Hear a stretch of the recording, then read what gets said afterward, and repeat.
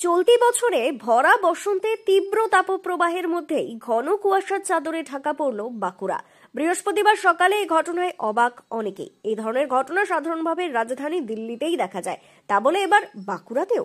দীর্ঘ জীবনে এই ধরনের ঘটনার সাক্ষী এই প্রথম বলেই অনেকে জানিয়েছেন।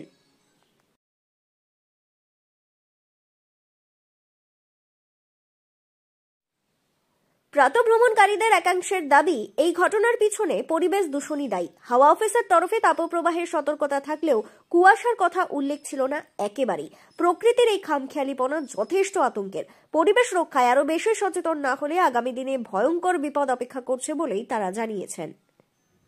কি বলবো, আবহাওয়া দপ্তর তো বলছে সতর্ক থাকার জন্য, প্রচন্ড রোদ গরম এবছর হবে, এটা আছে, একটু সাবধানে থাকতে বলছে, রোদে বেরোতে মানা করছে, ডিশ টিশ খাওয়া এই সময় না খাওয়াই উচিত, এইভাবে নিজেকে বাঁচিয়ে তুলতে আর কি।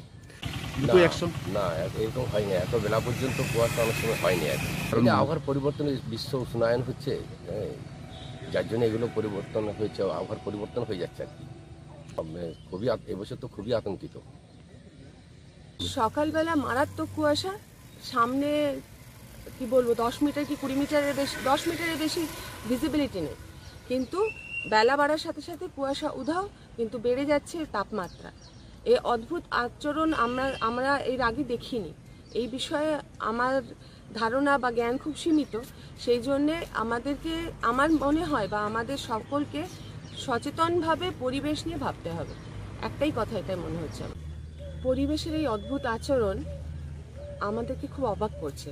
বিশেষ করে আমার মনে হচ্ছে যে আমরা যদি পরিবেশ সংক্রান্ত বিষয় নিয়ে এখনই সচেতন না হই, তাহলে আমাদের আগামীকালের বা আগামী দিনে সমূহ বিপদ, সেই বিপদ থেকে বাঁচার জন্য প্রথম এবং প্রধান কাজ হচ্ছে আমাদের সব কিছুর মধ্যে প্রায়োরিটি দিতে হবে পরিবেশকে, এবং পরিবেশ সচেতনতা গড়ে তুলতে হবে তার জন্যে। আর আবহাওয়ার এই অদ্ভুত খামখেয়ালিপনার জন্যে আমরা আর কি পদক্ষেপ নিতে পারি, সেই সময় বিষয়ে যারা অভিজ্ঞ ব্যক্তি বা যারা বিজ্ঞানী, তাদের সঙ্গে আমাদেরকে যোগাযোগ করতে হবে, কথা বলতে হবে, এবং অসুস্থতা এড়ানোর জন্যে ডাক্তারদের শরণাপন্ন হতে হবে। ডাক্তাররা যাতে আমাদেরকে সঠিকভাবে গাইড করতে পারেন যে আমরা কিভাবে এইরকম অদ্ভুত আবহাওয়ায়। ব্যুরো রিপোর্ট, দক্ষিণ বাঁকুড়া দর্পণ, বাঁকুড়া।